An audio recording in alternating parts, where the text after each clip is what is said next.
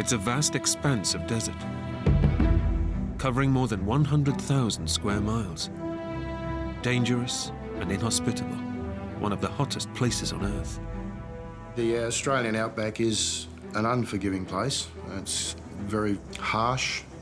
The heat, you're looking 45 degrees Celsius, stinking hot, simple as that. But Matthew is confident that he knows the area well and has come well prepared. We had 20 litres of water, spare tyres, food, tent and all that. I reckon I took pretty much all I needed to take. Matthew and Shannon drive for over 2 hours, deeper and deeper into the desert. But there's no sign of the waterhole. We're just pretty much going through a bush track, not well defined on the ground or anything. It's just virtually a couple of wheel tracks going through the scrub. His 4x4 is a tough vehicle, but Matthew is driving in ever rougher terrain.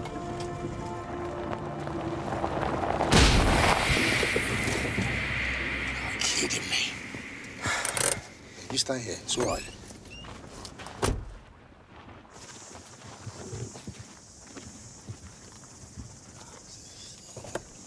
What happened, Dad? It's a tyre. It's no problem.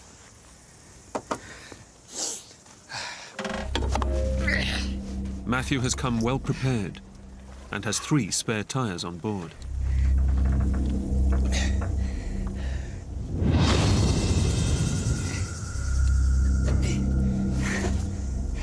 I wasn't in particularly good mood of changing a tyre at that time of the day.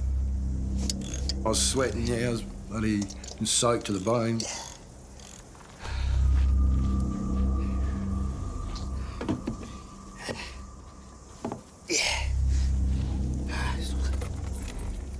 It's all right, it's all done. You all right? Yeah, that's good. Let's go. With the tyre fixed and 2 more spares in the back, Matthew is still confident he can find the fishing spot. But the desert is strewn with boulders and sharp rocks.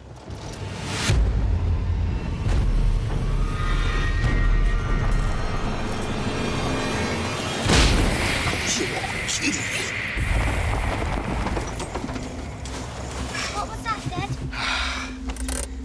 It's the tyre. I'd only gone a couple of miles and then I had to change another tyre. It's now mid-afternoon, the hottest time of the day, with temperatures hitting 115 degrees Fahrenheit. And Matthew begins to have doubts about his quest to search for the rock pool. I was just wondering whether it was all worth it or not, pretty much.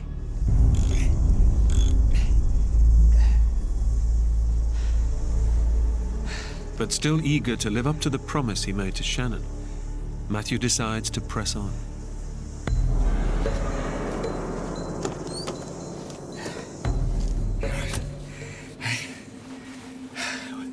We'll be fine. Let's get going. By my calculations, we're about halfway from where we'd come from to where we were going. And what's the point of turning around?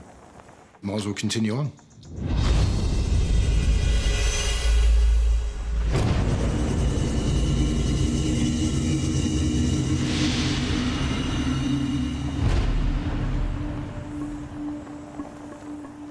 By late afternoon, and 60 miles out into the desert, Matthew fears he's losing his way.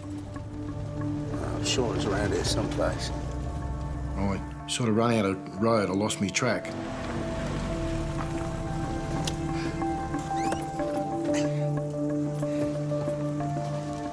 I was sort of a little bit worried that we hadn't got to where we were going. I could actually tell that Dad was worried. I knew something serious was going on.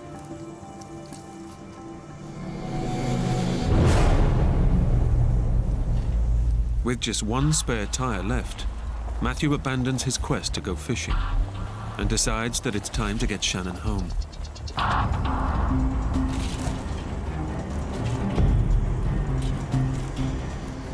had one more spare tyre, but the way I was going through the tyres, I didn't think I had enough.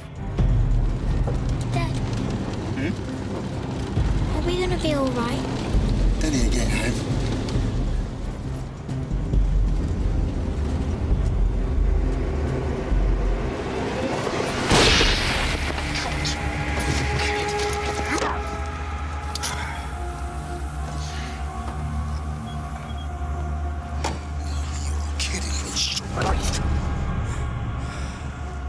I was pretty peeved about the idea of getting a third puncture, again in a stinking heat.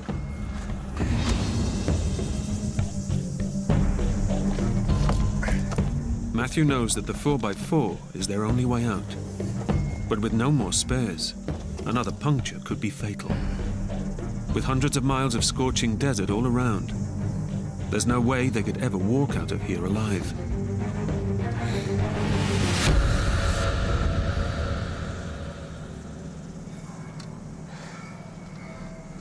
You all right, sweetheart? Yep. Good. Right, let's go. Are we lost, Daddy? Shannon said, we lost Dad, and I said, I think so. No use lying to her, Matthew presses on, hoping to come across a track which will lead them to safety.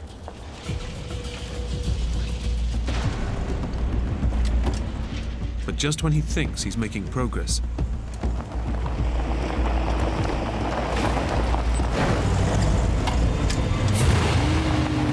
the 4x4 suddenly stops in its tracks. Oh, you gotta be kidding me. What happened, Dad?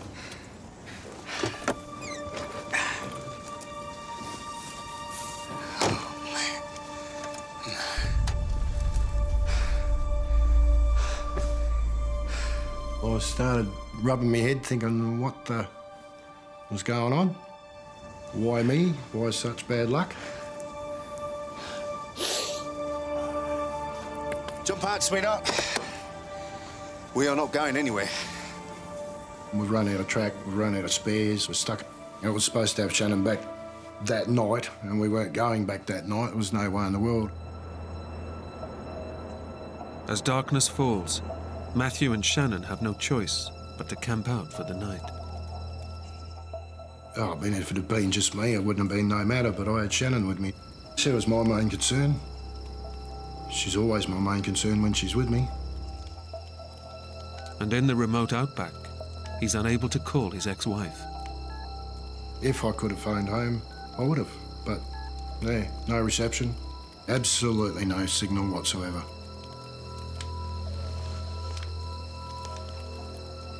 At that point, I was thinking that, yeah, I might have made the wrong decision by not turning around and going back. Okay, fine. Let's get going.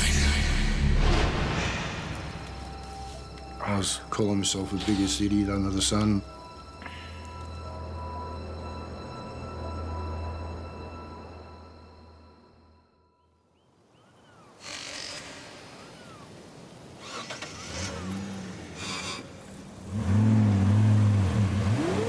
Morning brings with it fresh hope. The cold of the night has hardened the ground enough for Matthew to free the 4x4. We did it, sweetheart. Well done. That's it. We were feeling really good. It was great to get out. No worries at all. Pretty happy that we're going to get on the way again. Woo! We are going home. Yeah. Woo!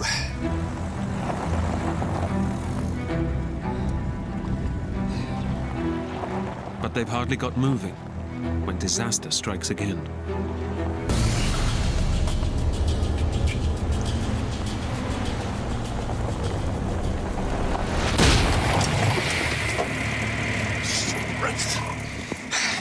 Mayday, sweetheart.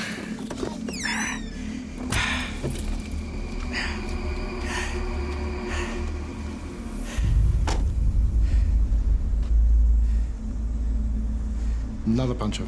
I was cranky. Man, was I cranky. Got no more spares, and Yeah, we is in trouble. Big time.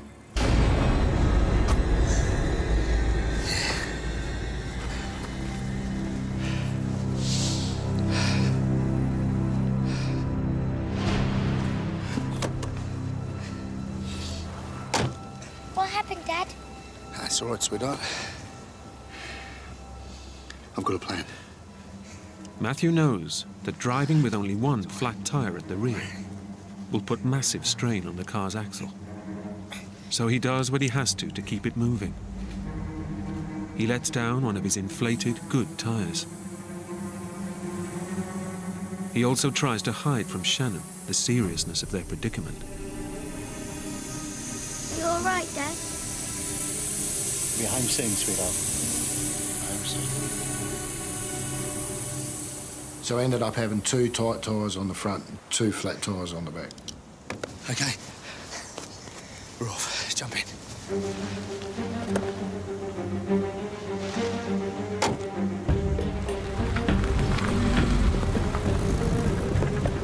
They crawl along at only 5 miles an hour, completely lost in the vast, burning desert. I was in 4-wheel drive and I was just pushing along, straightened the steering wheel up and just kept going. We'll be fine. Yeah. But running the car on 2 flat tires in this scorching heat is putting enormous strain on the engine. We're in 4-wheel drive, which brings up the revs of the engine a little bit, and because I was concentrating on what I was doing, I wasn't watching the temperature of the radiator, and it boiled.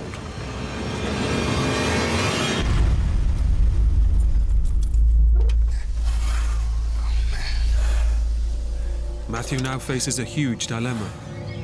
Their car is their only means of escape, but will go no further without water. We had to put some water in the radiator, otherwise I would have cooked the motor. But he has only 20 litres left, and in the raging heat of the outback, water is the key to survival.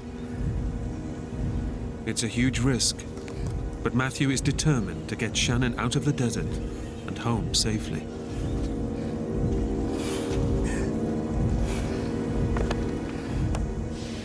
I put 10 litres of water in the radiator and I kept 10 litres for Shannon and myself. Right.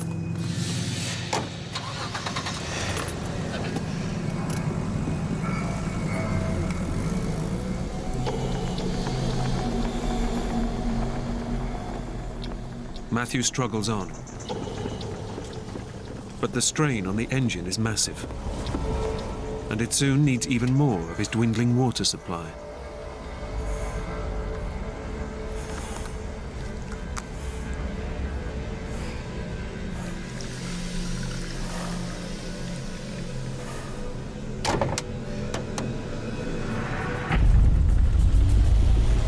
The car just seemed to be overheating all the time, and my dad really didn't make out that it was a big deal. I'm sure inside he was probably really scared himself, but he didn't let it show. By midday, the desert temperature hits 115 degrees.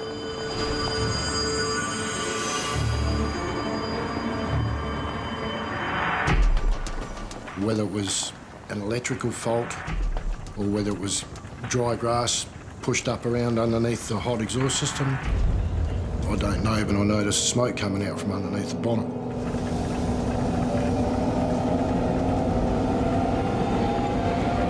Shannon! Shannon, get out! Run now! Keep running back! He has just seconds to grab whatever possessions he can Stay back, baby! before the car explodes into flames. It's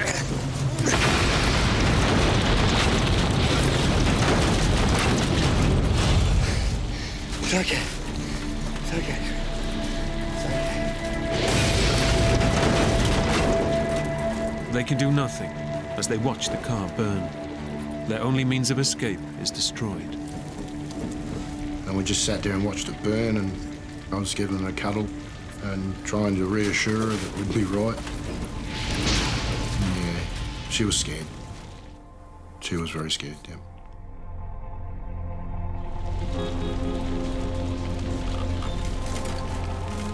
What started as an innocent fishing trip has turned to disaster. Matthew's only way of getting Shannon out of the desert is gone.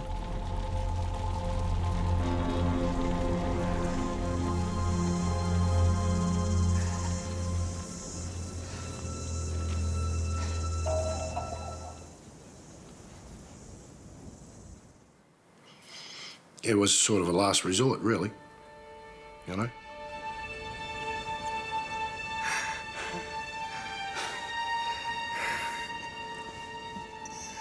Matthew had wanted this weekend to be a very special one with his precious daughter. Now he knows that without water or rescue, she could be dead within hours. Yeah, we had a big cry together, even though there was no tears. There was a lot of sobbing, but there was no tears whatsoever. We were too dry to even cry a tear.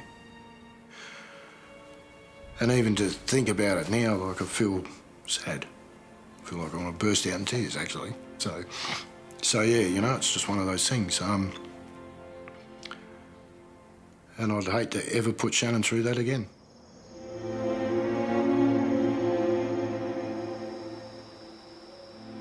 Back at her home, Shannon's mum is running out of hope that her daughter will be found alive. Looking up to the heavens and thinking, you know, if you're there, you know, show yourself by bringing her home. I would have promised everything and anything to have her back safe, yeah.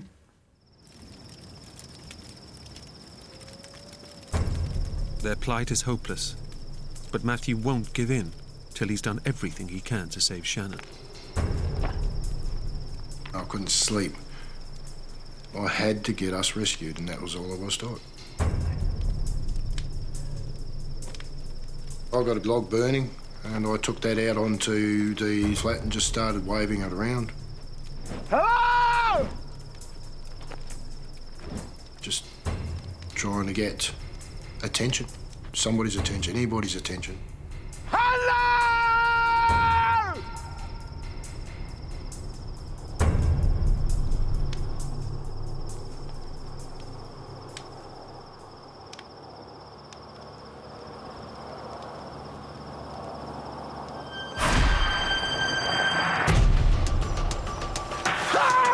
From out of nowhere, this bloody set of headlights are heading straight towards us.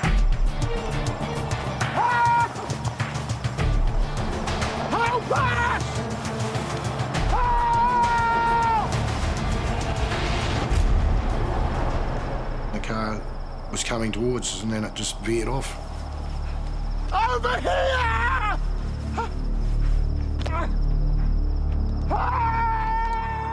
The driver of the vehicle doesn't see him, and their chance of rescue disappears into the night. That feeling of elation just got shot down in flames.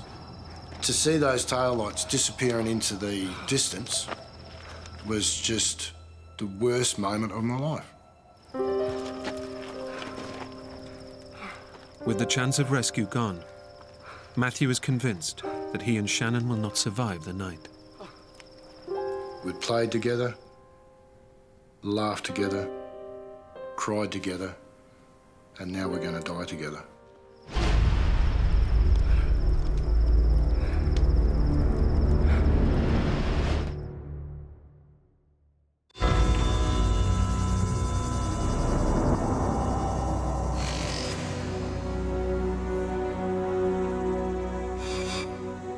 All rescue efforts have failed to find Matthew and Shannon McGough, and they've gone 2 days without water in the ferocious heat.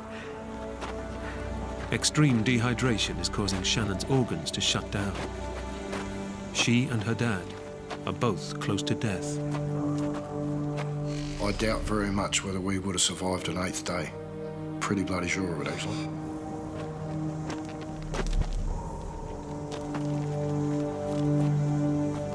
Then, just when all hope is lost,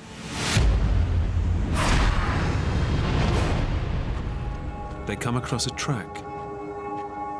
It's where the car must have driven past them the night before. I was not going to leave the track. We're following it in the hope that this vehicle would come back or another vehicle had come through.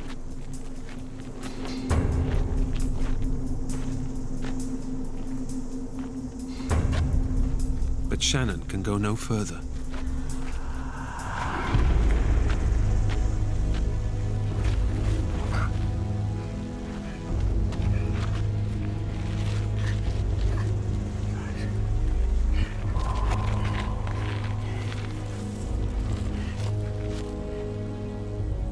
Shannon wasn't saying much at all.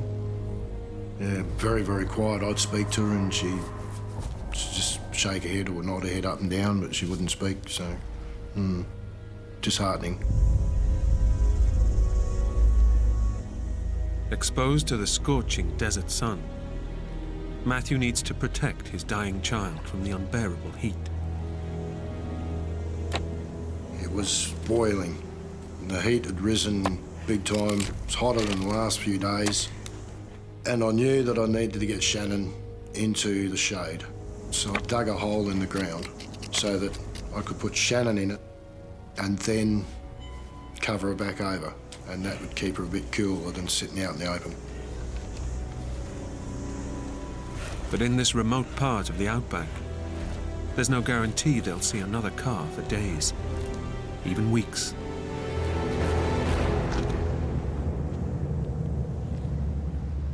Matthew knows he may have just dug his daughter's grave.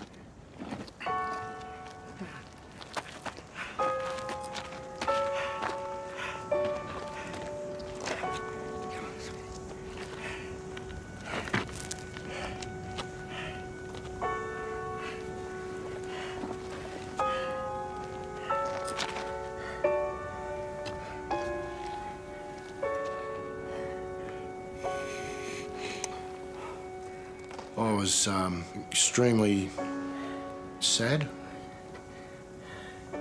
because I'd brought my daughter out into this wilderness and that I'd put her life in danger.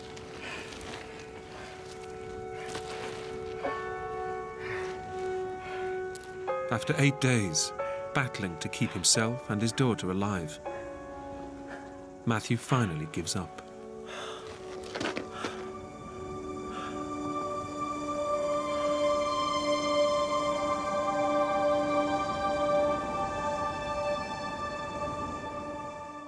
It was just like, it's hopeless.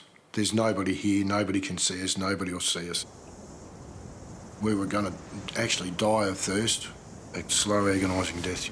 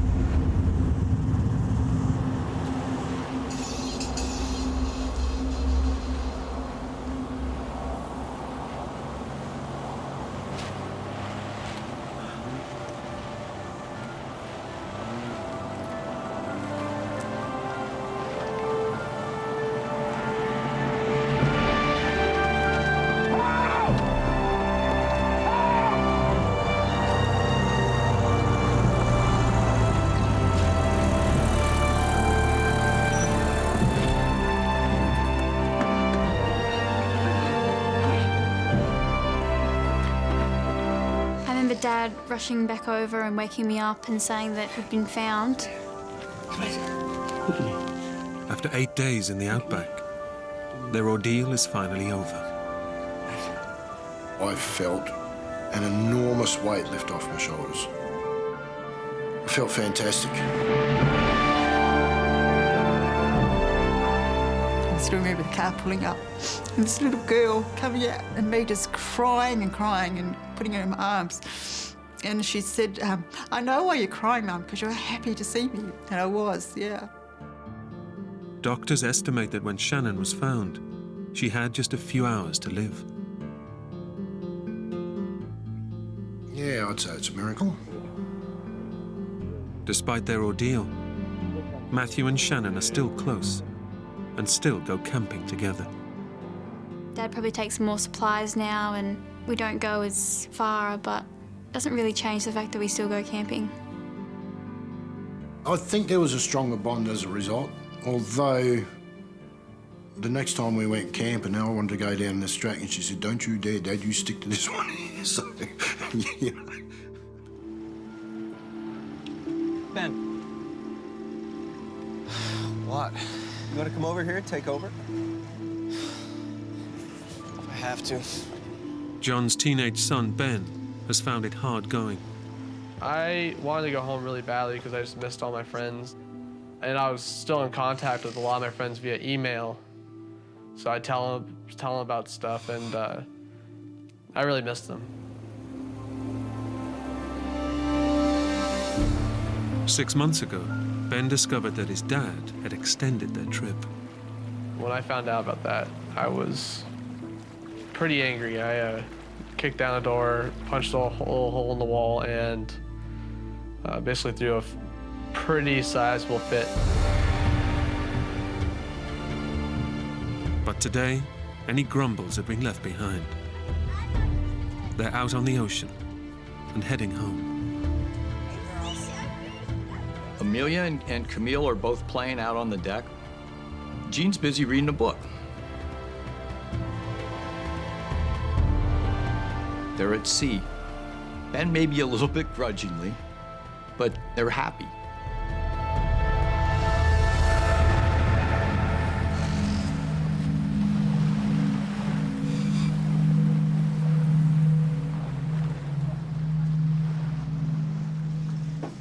Hello. Is everybody hungry? The Silverwood family while away a lazy afternoon at sea. No, he did. Was it?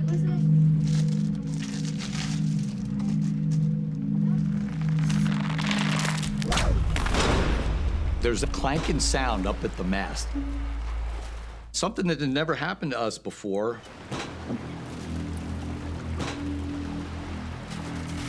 You see anything? Shackle. Where? It's loose.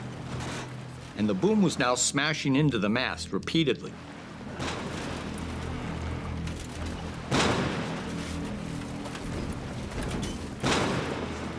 And we wrestled with that problem for probably 2 hours.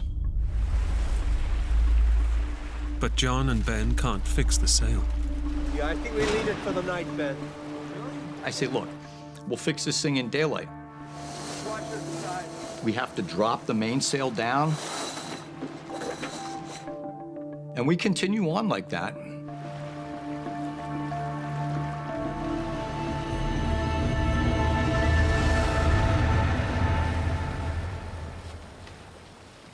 As dusk falls, John sets the boat's navigation system to avoid one of the many tiny islands that dot the Pacific Ocean. And the Emerald Jane heads into the sunset. It's glorious. It's glorious. I'm just like at one with the universe.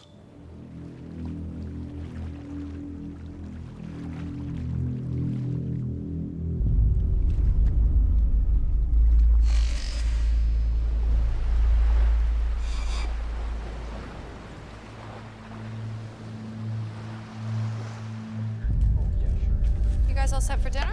Yeah, Mom. Yeah? Below deck, the family relaxes, while Ben keeps watch in the cockpit. 1 more minute, and that's it. Okay? John takes a rest, and the 3 younger children get ready for their evening meal. It's another night at sea, just like the hundreds they've spent together during their voyage. I start to hear this scraping sound.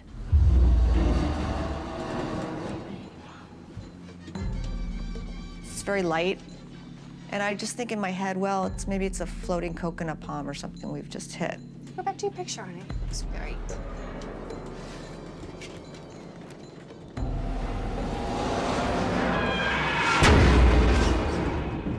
There's this sharp bang sound.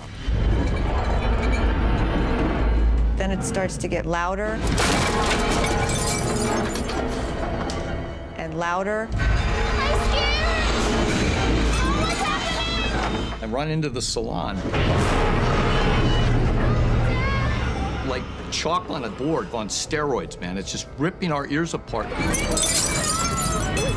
And my son's voice coming from the cockpit, one word. Reef! Reef! He's screaming, reef. We looked at each other in horror. And in that same second, I hear this big boom.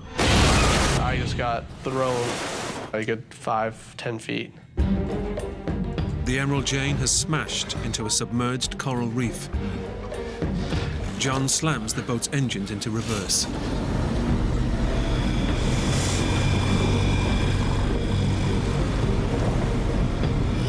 The boat grinds to a halt on the reef. But their ordeal has only just begun.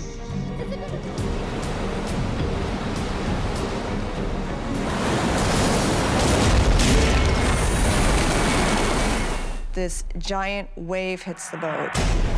The ocean has punched its way through the hull of the boat.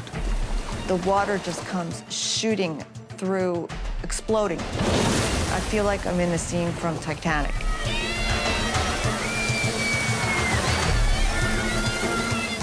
I just looked at John's eyes, and you can tell he's scared. He's really, really frightened. He doesn't know what to do, and I don't know what to do. The whole dream of my life was all disintegrating right in front of my eyes.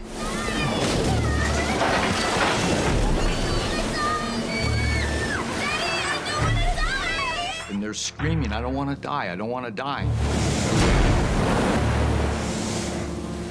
In just a matter of seconds, the Silverwood's idyllic sailing trip has turned into a living hell. The Emerald Jane is being ground into a reef in the middle of the Pacific Ocean and is being battered by violent waves. I know that we're in a world, just a world of hurt. Seawater is engulfing the vessel, and the cabin is slowly flooding. Mayday, mayday, mayday. This is the sailing vessel Emerald Jane. We're at latitude and longitude.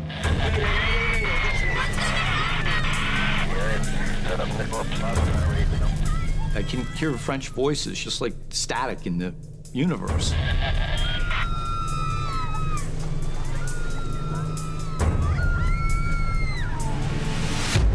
But I can't get through. The boat's satellite phone should work anywhere on Earth. It's a direct line to call for rescue. And my hands are shaking so hard.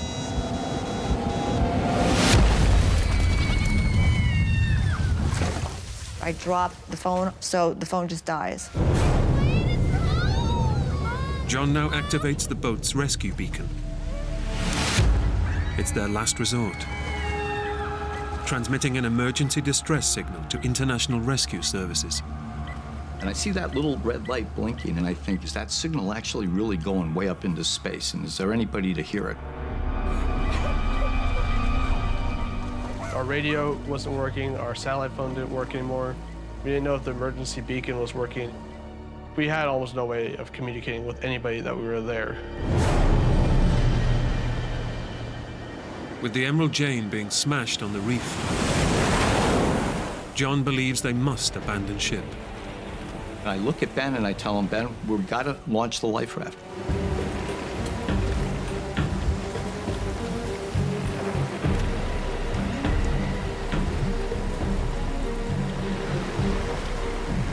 We pull the line that inflates this life raft. You never think that you're going to do it. But in the next second, you absolutely want to hear the sound of that compressed air filling that life raft.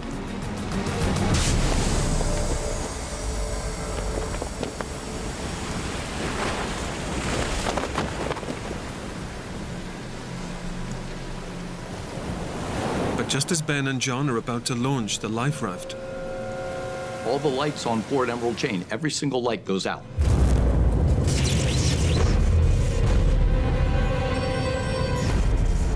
seawater has flooded the boat's batteries and cut the electricity supply.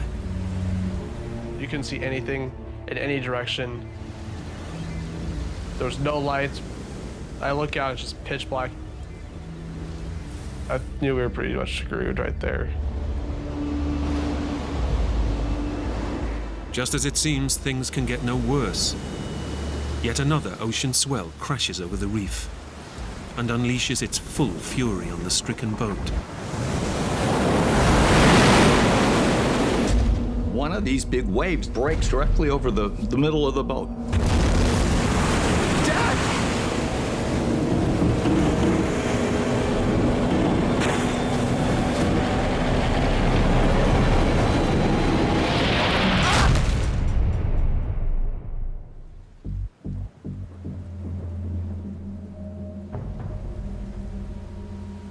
I'm flat on my back.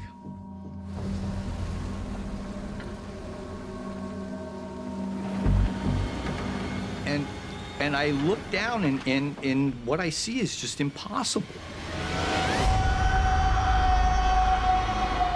That mast, that 80-foot mast is laying right across my legs. The huge force of the wave has snapped the Emerald Jane's mast. This huge surge of electric pain just barrages it explodes in my brain.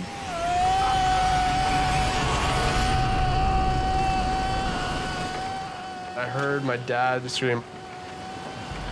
The falling mast has also hit Ben, striking him on the head.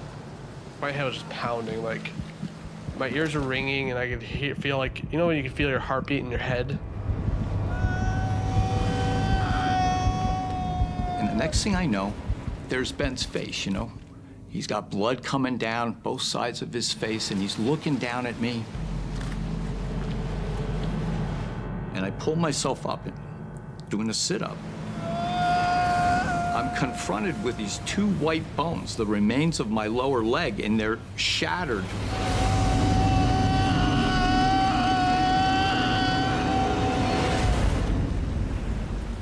You can see the bones sticking out like toothpicks almost out of the side. The mast has almost completely severed John's leg below the knee. And beneath that, there's just this pool of blood that's spreading on the deck.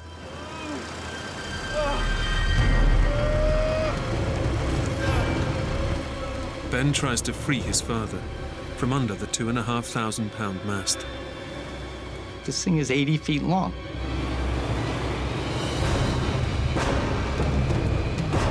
It's impossible. But the life raft is hopelessly tangled in a web of rope.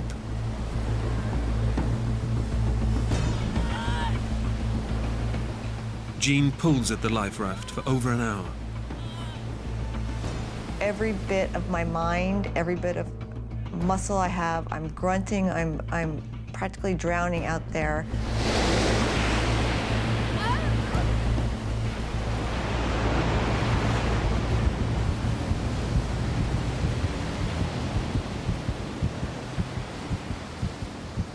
After about 40 minutes, I was completely exhausted.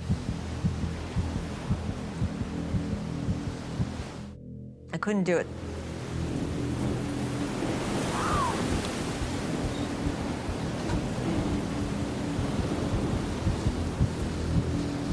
Jean launches into a frenzy, a crazed frenzy, trying to push this raft out. But just as it seems, it will never be freed. The life raft just comes popping out. She just yelled at me like, I got it, I got it.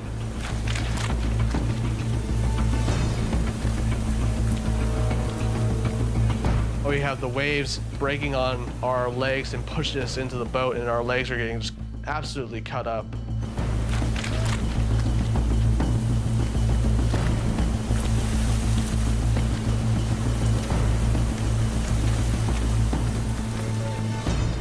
I had to use all my strength to just lift his upper body and slide that in. And the pain was intense. It was just a series of explosions, you know? I remember the tears that were just streamed down the side of my eyes. And my teeth are just grit.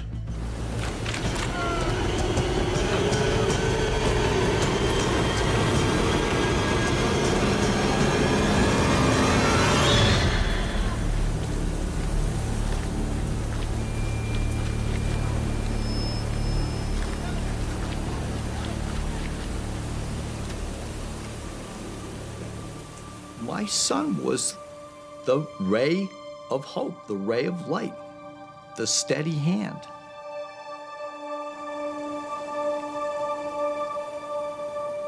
My worries were the life raft would pop some point on the reef, like before we were able to get him to safety.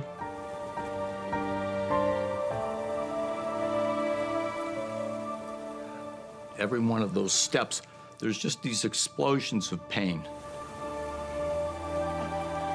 It's just pure agony, you know?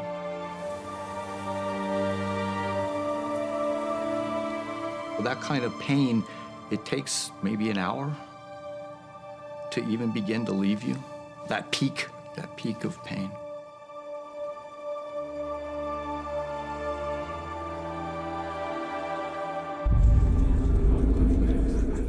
Finally, the whole family is off the boat. But it's been 10 hours since they crashed and set off their emergency beacon. And John is close to death. I knew my dad didn't have very long to live. I knew he wasn't gonna last like till the next day.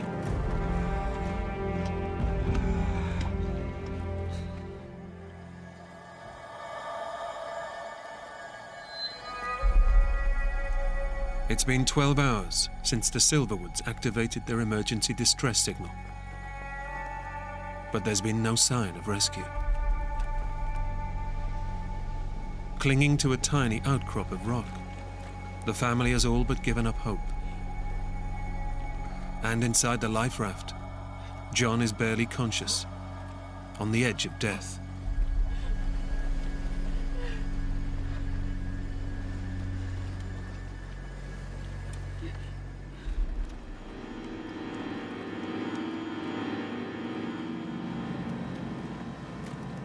I'm surrounded by darkness. I don't have any connection with reality.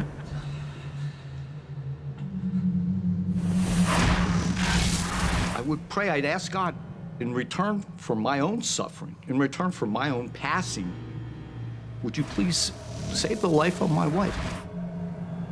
Save the life of my kids.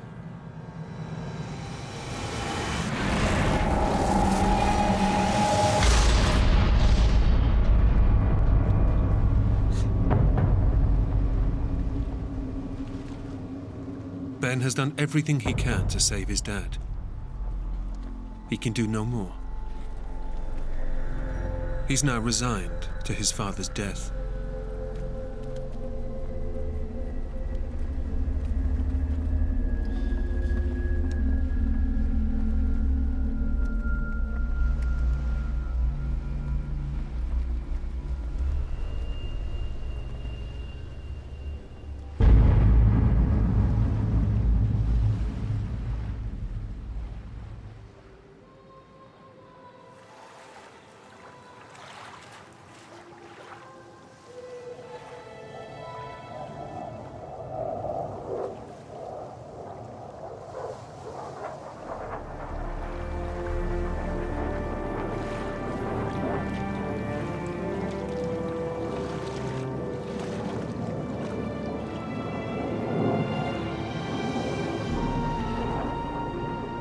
As the sun came up, I could see this little star flying on the horizon. So I thought it could be a plane. Help! Help! I was ecstatic, like someone knew we were there. And it gets right over us and it starts circling, just circles around and around and around.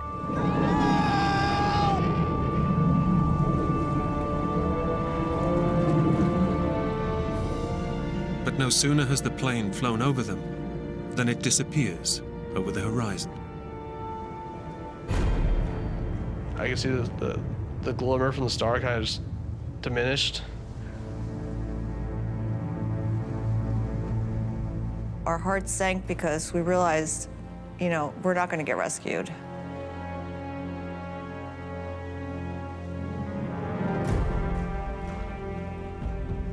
Two more hours pass, and there's no sign of the plane returning. Time was definitely running out for my dad. We need like a medic or a doctor here now.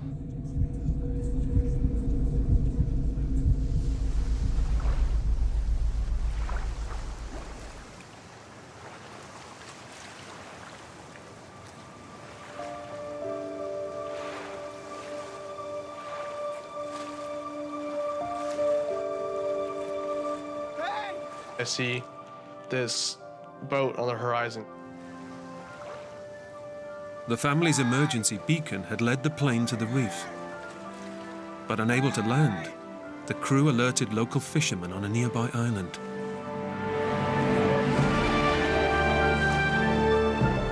"15 hours after their boat was shipwrecked, their ordeal is finally over." That was when I finally let go.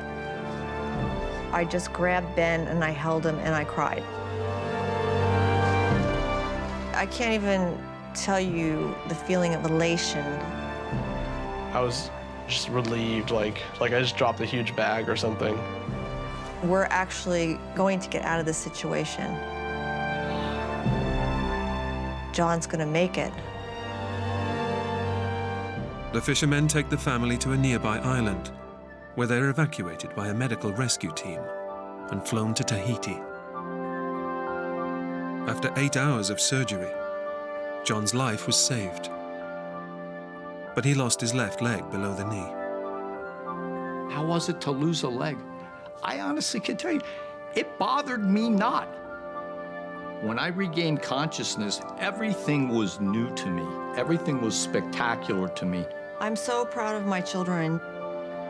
I thought Ben was a 16-year-old immature boy, and he turned into a man in an instant. Well, a lot of people use the word like hero and stuff like that about me. It doesn't really seem right. I just did all that stuff just because it needed to be done.